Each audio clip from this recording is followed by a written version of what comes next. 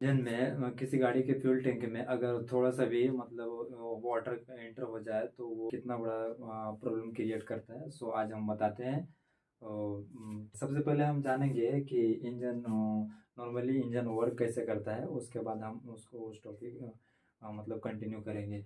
उससे पहले जानते हैं कि हम इंजन कैसे वर्क करता है। One cylinder four stroke engine का हम फिगर बनाया और इसी से हम समझाया है कि कैसे काम करता है। उसके बाद हम उस तरह के जैसे वाटर एंटर करने के बाद क्या क्या प्रॉब्लम क्रिएट करता है वो हम आज बताते हैं। तो सबसे पहले जानते हैं कि ये इनलेट है, ये ठीक है, ये पिस्टन है, ये क्रैंक शाफ्ट है, ये इंजन ऑयल है यहाँ पे रहता है, और ये ब्लॉक होल दिख रहे हैं यहाँ पर कूलेंट का सर्कुलेशन होता है। ये दो वाल्व है, एक एग्जॉस्ट वाल्व, ये इनलेट वाल्व है, ये रोकर आर्म है, ये आपका केम शाफ्ट है, ये वाला, ये इंजेक्टर है। तो ये कैसे काम करता है वो बताते हैं। होता है inlet open, inlet valve open होता है जिससे एयर का सक्शन होता है। उसके बाद वो दूसरा दिखा।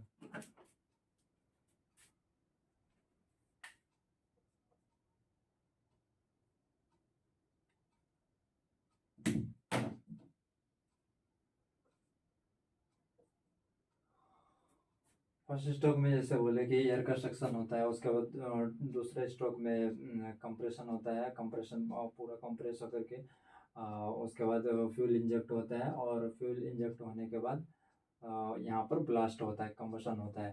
कंबशन होने के बाद फिर रिपल्शन होता है, जिसको मतलब थर्ड बार में ये पिस्टन नीचे जाता है और उसको पावर स्ट्रोक बोलते हैं। उसके बाद लास्ट स्ट्रोक में जाते जाकर के वो जो एग्जॉस्ट होता है वो इधर जला हुआ जो स्मोक रहता है वो इधर एग्जॉस्ट होकर के आपका ईजीआर तरफ जाकर के और फिर वो एग्जॉस्ट साइलेंसर के थ्रू वो पास हो जाता है। तो हम बात कर रहे हैं कि ये प्रॉब्लम कैसे क्रिएट करता है। ये तो बता दिए कि नॉर्मली ये इंजन कैसे वर्क करता है।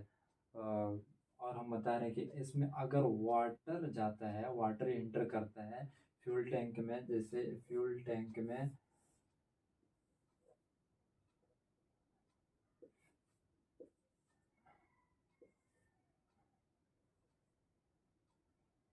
ये रिटर्निंग पाइप है, जैसे फ्यूल बचा हुआ रहता है वो वाटर टैंक में हम इतना हिस्सा मिटा देते हैं आपको बताने के लिए।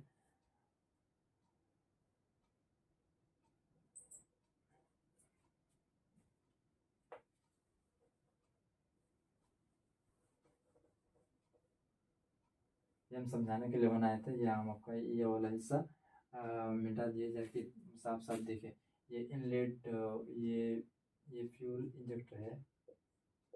डायरेक्ट यहाँ पर से दिखाते हैं आपको, क्योंकि डायरेक्ट दिखा रहे हैं, इसमें डायरेक्ट नहीं होता है। ठीक है, इसमें बहुत सारा इसमें ये होता है, कॉमन रेल वगैरह सब होता है, उसके थ्रू आता है यहाँ पर। ठीक है, हम डायरेक्ट दिखा रहे हैं। जैसे फ्यूल यहाँ पर आया इंजेक्टर में गया फ्यूल, एक तो इंजेक्टर में अगर वाटर का पास करेगा तो कुछ ज़्यादा ही मतलब उसमें प्रॉब्लम प्रॉब्लम क्रिएट करेगा। ये इंजेक्टर भी ख़राब हो सकता है वाटर अगर वाटर पास करेगा इसके अंदर। तो सबसे पहले हम बात करने वाले हैं कि जब ये सक्शन करता है, जब एयर इनलेट होता है ठीक है, ये इनलेट होता है फर्स्ट स्ट्रोक में। जैसे सेकंड स्ट्रोक मतलब वो सेकंड स्ट्रोक चालू होता है, मतलब पिस्टन जब ऊपर होता है तो उसके बाद ये जो कंप्रेस करता है, एयर को कंप्रेस होता है, पूरा हॉट एयर बन जाता है, और उसी समय ये वाला जो है फ्यूल को इंजेक्ट करता है। अब फ्यूल में थोड़ा सा भी वाटर मिक्स रहता है तो क्या होता है, कंप्रेशन नहीं होता है, कंप्रेशन नहीं होता है। तो वो कंप्रेस करना चाहता है और नहीं होता है, जिसके कारण ये क्या होता है कि हमारा सारा जितना पावर होता है सारा ये कनेक्टिंग रॉड पे आ जाता है, और ये कनेक्टिंग रॉड बेंड होने का ये कारण बन जाता है, बेंड हो जाता है। बेंड हो जाने के बाद जो क्या है कि पिस्टन अब टॉप डेड सेंटर पे नहीं जा सकेगा। ये जो है ना, टॉप डेड डेड सेंटर पे अब पिस्टन नहीं पहुंचेगा, क्योंकि कनेक्टिंग बेंड हो जाएगा तो पिस्टन हमेशा नीचे रहेगा। इसके कारण क्या है कि अगर हम फ्यूल को डायरेक्ट अब एक वन सिलेंडर में ऐसा हो गया है और फ्यूल नहीं बर्न हो रहा है, फ्यूल बर्न ही नहीं हो रहा है, तो वो कार्बन बनाता है, और कार्बन बनाने के चक्कर में अब बी एस सिक्स इंजन में अगर कोई भी सिलेंडर में अगर थोड़ा सा भी मतलब ढंग से ये फ्यूल आपका बर्न नहीं हो पा रहा है तो वो कार्बन बनाती है। वो कार्बन अ, वो पावर बनाना छोड़ देती है। जैसे कि ये जो पावर बनाएगा, ये सिलेंडर में जितना पावर बनेगा, पावर क्रिएट होगा, वो नहीं होगा।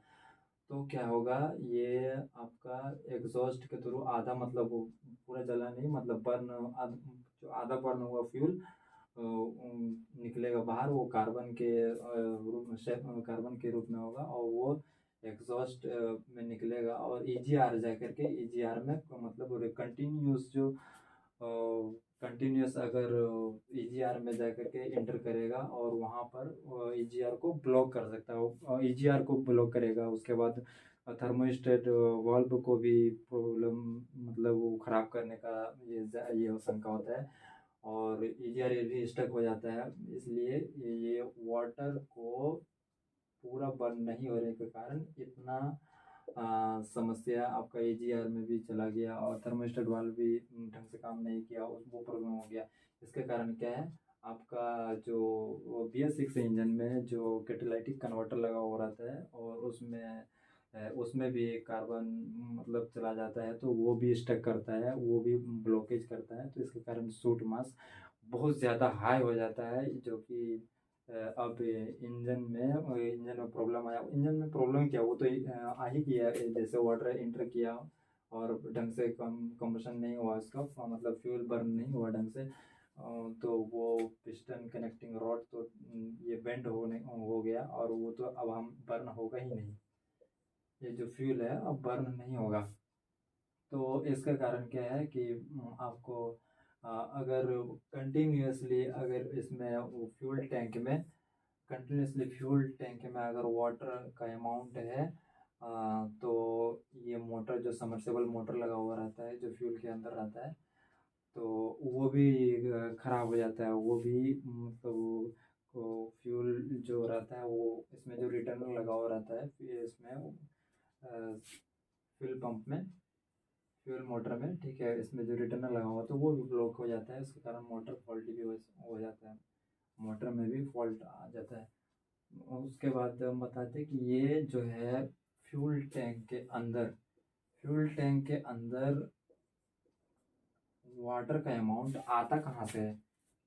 फ्यूल टैंक के अंदर वाटर का अमाउंट आता कहाँ से, वो अब क्यों आएगा, कहाँ से आएगा, क्यों बनता है।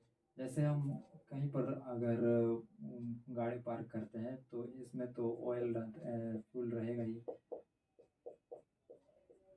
तो फ्यूल अगर इस लेवल तक फ्यूल है हमारा तो इतना तो एयर रहता है, ठीक है, इस लेवल तक हमारा फ्यूल है और ये एयर है। तो एयर क्या होता है, एयर हो सके कि आपका एयर तो वो तो अपना स्टेट चेंज कर सकता है। वो अगर गर्म गर्म रहा तो वो एयर क्या होता है, गर्म रहता है तो वो स्टीम हो जाता है, स्टीम बन जाता है। स्टीम बनने के बाद वो जैसे ही कूल होगा तो वो पानी बन जाएगा, वाटर में ट्रांसफॉर्म हो जाएगा। तो वाटर में ट्रांसफॉर्म हो जाता है। इसके कारण जो है मोटर पंप के थ्रू ये जो फ्यूल मोटर है जो इसको फ्यूल को पंप करता है तो इसके थ्रू ये इसमें इंजेक्टर में जाता है, इंजेक्टर के बाद सिलेंडर में चला जाता है। तो वो ऊर्जा के कारण बनता है। और बताते हैं कि ये ठीक है, अब ये आता कहाँ से, हो सके यहाँ भी जैसे यहाँ पर लगा हुआ रहता है, कैप वूप लगा रहता है, यहाँ पर वॉशर लगा हुआ रहता है, तो मोटर समरसेबल सक करता है। शक करता है तो वो क्या होता है कि अगर शक कर रहा है तो हो सके यहाँ पर थोड़ा सा भी लीकेज हो तो इसमें एयर इंटर करेगा और एयर जाएगा उसके अंदर। तो एयर तो अपना स्टेट चेंज करेगा और स्टीम बनेगा, स्टीम से फिर वाटर बनेगा, वाटर से फिर मिक्स हो जाएगा फ्यूल में। तो इस तरह से जाएगा। और हो भी सकता है कि जहाँ फ्यूल अप कराते हैं, जहाँ पर फ्यूल लेते हैं आप लोग, उसमें भी जहाँ पर वो लोग रिजर्वायर मिक्स हो जा रहा है, जहाँ पर आप लोग हम देखे होंगे कि जहाँ पर फ्यूल आप लोग डलाते हैं वहाँ पर जो पंप लगा हुआ रहता है तो उसके अंदर भी हो सकता है कि जो लोग रखता है तो उसके अंदर ज़मीन के अंदर जो होता है वो रिजर्वायर होता है उसमें, और उसमें फ्यूल रिजर्व करके रखता है जो आप लोग को फिलअप करता है। तो हो सकता है कि उसके टैंक में रिजर्वायर में लीकेज कहीं पर हो या सीपेज हो, तो उसके कारण वहाँ पर वाटर इंसर्ट कर रहा हो इसके अंदर, फ्यूल टैंक के अंदर। तो और आप वहाँ से फ्यूल ले रहे हैं, या फिर फ्यूल का क्वालिटी हमेशा चेक करके लेना चाहिए। तो इस तरह प्रॉब्लम आता है। तो इसके कारण ये जो समस्या है इंजन में, सिर्फ और सिर्फ वाटर इंटर करने के कारण होता है। इतना बड़ा कारण, आपका वाटर जाएगा, उसके बाद वो इंजेक्टर को भी ख़राब करेगा, फ्यूल टैंक मोटर को भी ख़राब करेगा। उसके बाद ये भी अगर जाएगा फ्यूल टैंक से कंबशन नहीं होगा। कंबशन कंप्रेस क्या होता है, वाटर जब मिक्स हो जाता है एयर तो कंप्रेस हो जाता है। वाटर का जो डेंसिटी होता है वो एयर से ज़्यादा होता है, तो वो कंप्रेस नहीं होता है, वो पिस्टन को ही पीछे धकेल देता है, जिसके कारण वो कनेक्टिंग बेंड हो जाता है। कनेक्टिव बेंड होता है तो वो पावर स्ट्रोक, वो जो सिलेंडर है, सिंगल सिलेंडर दिखाया हुआ जो सिलेंडर है, वो सिलेंडर अब पावर नहीं बनाएगा, वो पावर बना ही नहीं सकेगा, क्योंकि वो टॉप डेड सेंटर पे नहीं जा सकेगा। कार्बन बनाता रहेगा, वो जाके थर्मोस्टेट वाल्व और ये EGR जो लगा हुआ आता है, एग्जॉस्ट गैस रिसर्कुलेशन, उसमें जा करके वो जाके कार्बन बनेगा और EGR को ब्लॉक करेगा। वो EGR को भी स्टक कर देगा, ख़राब हो जाएगा, थर्मोस्टेट वाल्व ख़राब हो जाएगा। सब कारण बनता है कि फ्यूल टैंक मोटर में वाटर के एंट्री के कारण इतना सारा प्रॉब्लम होता है। उम्मीद करता हूँ मैं ये आपको समझ में आया होगा, और ये आप देखेंगे कि और जहाँ भी जाएंगे तो आप थोड़ा सा फ्यूल चेक करके मतलब डलवाएं, और नहीं तो भारी वो मतलब मुसीबत का सामना करना पड़ेगा। चलिए, शुक्रिया।